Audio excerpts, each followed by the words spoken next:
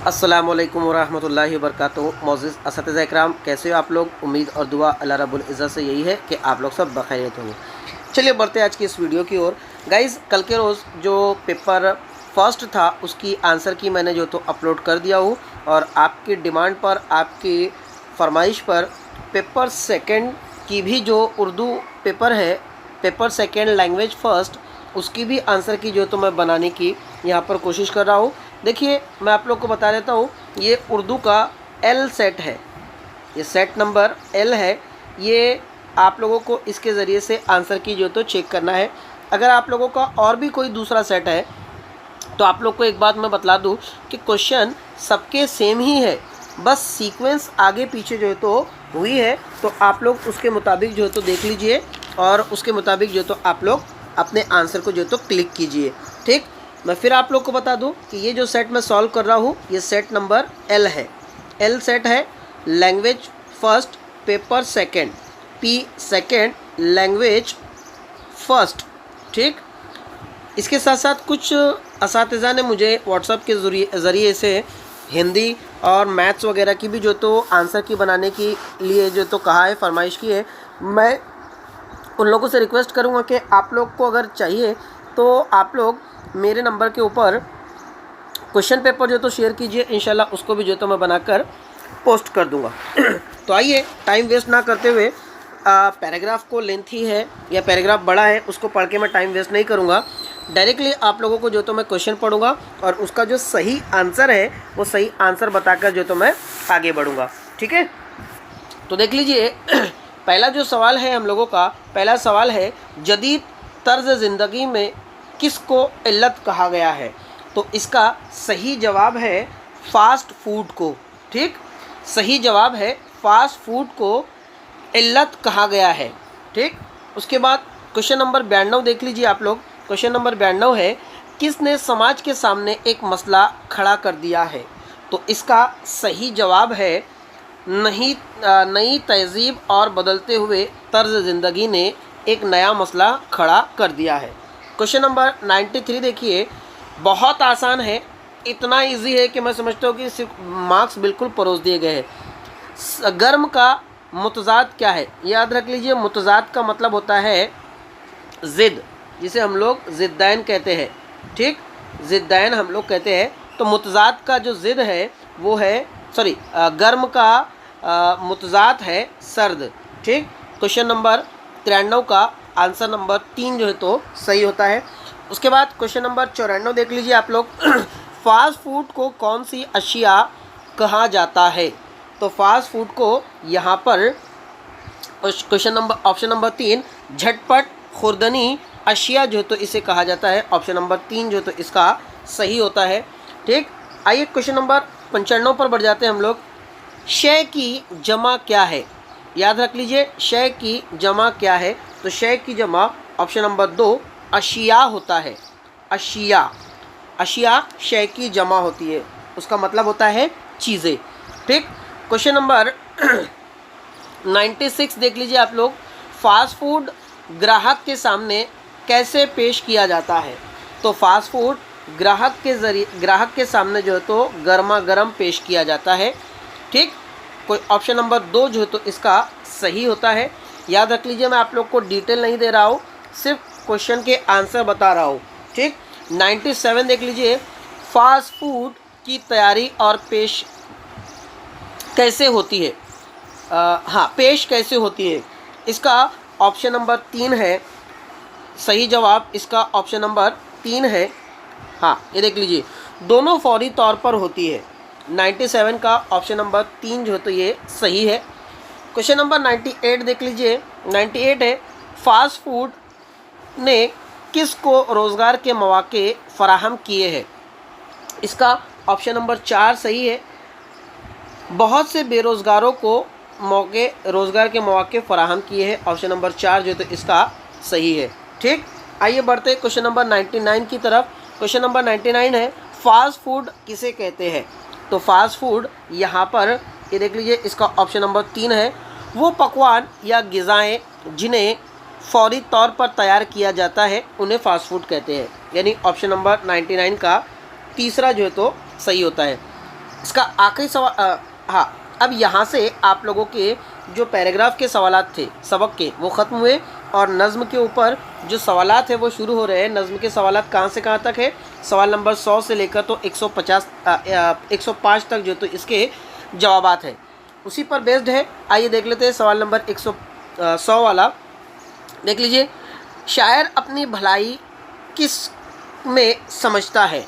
तो शायर अपनी भलाई देश की सेवा करने में जो है तो वो समझता है। ऑप्शन नंबर 2 इसका जो है तो बिल्कुल सही होता है आंसर। ठीक, क्वेश्चन नंबर 101 क्या कहता है? क्वेश्चन नंबर 101 कहता है इसकी डैश डैश से होकर पैदा। ठीक, अब यहाँ पर दर्जज़ील में से सही लफ्ज़ भरिए। आपको सही लफ्ज़ भरना था और इसका सही जवाब था खाक। क्या जवाब था इसका सही? खाक। ठीक, क्वेश्चन नंबर 101 का सही जवाब नंबर 2 खाक। 102 कहता है शायर ने दिल से प्यार किसे कहा है? ठीक, तो शायर ने दिल से प्यार अपने देश को जो है तो कहा है। ऑप्शन नंबर 3 जो है तो इसका सही होता है। क्वेश्चन नंबर 103 देख लीजिए, शायर के नज़दीक देश के ऊंचे ऊंचे पर्वत क्या लहराते हैं? तो शायर के नज़दीक ऊंचे ऊंचे पर्वत जो है वो जंगल लहराते हैं। ठीक, पर्वत का मतलब जंगल होता है, अपने सॉरी पहाड़ होता है। क्वेश्चन नंबर 104 देख लीजिए। क्वेश्चन नंबर 104 है शायर ने एक मिनट शायर ने देश को क्या कहा है? शायर ने देश को दुनिया भर से न्यारा कहा है, यानी इसका ऑप्शन नंबर 2 जो है तो सही होता है। आइए क्वेश्चन नंबर 105 जो कि पैराग्राफ का आपका आखिरी सवाल है वो है भलाई का मुतजाद क्या है? मुतजाद फिर आया है, मुतजाद का मतलब होता है ज़िद। तो भलाई का मुतजाद क्या होगा? बुराई होगा, है ना, यानी इसका ऑप्शन नंबर 3 जो है तो आप लोग का सही होता है। गाइज़ ये अब तक के हमारे अपने पैराग्राफ के और नज़्म के सवालात हुए। अब हम लोग पेडागोजी के सवालात जो तो देखने जा रहे हैं। ठीक, मैं आप लोग को फिर बता दूं कि ये जो क्वेश्चन की आंसर की जो बनाई गई है ये गेसिंग आंसर की है। जो फाइनल आंसर की आएंगी उसमें 19 और 20 का जो तो फ़र्क हो सकता है। गाइज़ आप लोग को अगर वीडियो पसंद आ रहा है तो चैनल को सब्सक्राइब ज़रूर कर लीजिए, वीडियो को लाइक करें और अपने रिश्तेदारों को और अपने फ्रेंड्स के पास में जो तो इसको शेयर ज़रूर करें। अगर आपकी कोई भी क्यूरी है, सवाल है, परेशानी है टीईटी, सीटीटी, टेट को लेकर तो आप लोग कमेंट्स बॉक्स में कमेंट ज़रूर करके जो तो मुझे बतलाएं। इंशाल्लाह आपके सवाल का हल मैं जो तो बहुत जल्द बताऊँगा। खैर, सवाल नंबर 106 देखिए, स्कूल को आमोज़िशी कसर लिसानियत पर अमल करना चाहिए क्योंकि इसका सही जवाब है, मैं सारे ऑप्शन ना पढ़ते हुए डायरेक्टली बच्चे की ज़बान और सकाफ़त को अहमियत देना चाहिए। ठीक, ये इसका जवाब जो है तो सही होता है। क्वेश्चन नंबर 107 देख लीजिए। क्वेश्चन नंबर 107 थोड़ा सा लेंथी है। उसमें कहा गया है कॉलम अलिफ में ज़बान की तदरीस के तरीके और कॉलम बे में इनसे मुताल्लिक़ सरगर्मियाँ वो वजाहतें दी गई है, इनका मिलाप कीजिए। मतलब इट मीन्स आसान फहम ज़बान में अगर कहे तो कॉलम ए यानी सेट ए को कॉलम ए को और कॉलम बी को जो तो हम लोग को क्या करना है? मैच करना है। ठीक, और इसको मैच करने के लिए जाएंगे टाइम लगेगा। मैं डायरेक्टली आप लोगों को इसका सही आंसर जो तो बतला देता हूँ। इसका सही आंसर है 2। ठीक, यानी अलिफ का 1 का अलिफ, 2 का दाल, 3 का जीम और 4 का बे। इस तरीके से इसका जो तो जवाब नंबर 102 जो है तो 7 सही होता है 107 का। ठीक, उसके बाद देखिए 108 सुनने में शामिल है। अब सुनने में शामिल क्या है? इसको थोड़ा ऊपर ले लेता हूँ। हाँ, सुनने में शामिल है। सुनने में शामिल क्या है? आवाज़ को पहचानना और इसके मानी को अख्ज़ करना। ये इसका जो तो जवाब सही है, यानी आवाज़ों को पहचानना और उसके मानी को जो तो अख्ज़ कर लेना, ये सुनने में शामिल है। ठीक, अब यहाँ पर देख लीजिए सवाल नंबर 109। सवाल नंबर 109 क्या है? दर्जज़ील में से कौन हिंदुस्तान में ज़बान के हवाले से दुरुस्त नहीं है? याद रख लीजिए, दुरुस्त नहीं है के लिए कहा गया है। पहला है हिंदी हिंदुस्तान में या हिंदी हिंदुस्तानी बरसगीर का लिंगुआ फ्रैंका है। ठीक, इसको थोड़ा सा आगे रख के चलते हैं। दूसरा है दस्तूर हिंद के मुताबिक अंग्रेज़ी ज़बान या अंग्रेज़ी माउन कारोबारी ज़बान है। ये तो बिल्कुल सही जवाब है और सही हमसे पूछा नहीं है, मतलब हम लोग को इसको काट देना है। दूसरा, दस्तूर हिंद के 8वें शेड्यूल में कुल 22 ज़बानें शामिल है, ये भी बिल्कुल सही है। ठीक, यहाँ पर संस्कृत जदीद हिंदुस्तानी ज़बान है, याद रख लीजिए जदीद हिंदुस्तानी ज़बान जो है तो इंग्लिश है, लेकिन बहुत सारी जगह पर CTET ने जो तो संस्कृत को भी जो तो माना है। तो यहाँ पर हम लोगों का जवाब कहीं ना कहीं 1 और 4 ये 2 में से जो तो हो सकता है। ठीक है, यानी ये दोनों में जो तो हम लोग को तजब्जुब है, ये भी जवाब हो सकता है। गलत जवाब के लिए कहा गया है और ये भी गलत जवाब है और ये भी गलत जवाब जो तो हो सकता है, इसलिए 1 और 4 में जो तो कन्फ्यूजन है। आप लोग जो तो उसका आंसर अगर आपको पता है तो बताने की कोशिश कीजिए। सवाल नंबर 110 कहता है, ज़बान की किन महारतों को वसूली महारत कहा जाता है? वसूली महारत गाइज आपको अगर याद होगा तो ये क्वेश्चन मैंने आप लोगों को खुद करवाया था। वसूली महारत का मतलब मैंने आप लोग को इनपुट और आउटपुट से बताया था। वसूली का मतलब होता है वसूल करना और वसूल करने का मतलब होता है अख्ज़ करना, और अख्ज़ करने के लिए हम लोग क्या कर सकते हैं? सुनकर और पढ़कर। तो इसका जवाब नंबर 1 जो है तो ये सही होता है, इनपुट डिवाइस। ठीक, क्वेश्चन नंबर 111 क्या कहलाता है? आइए देख लेते हैं, 1 मिनट। हाँ देखिए, ज़बान का उस्ताद हर रोज़ क्लास में अखबार, मेनू कार्ड और ट्रेन टिकट जैसी चीज़ें लेकर आता है ताकि 5वीं जमात के तलबा को पढ़ा सके। आमोजिश के लिए वो क्या कर रहा है? ठीक, इसका जवाब आप लोग का सही होता है ऑप्शन नंबर 2।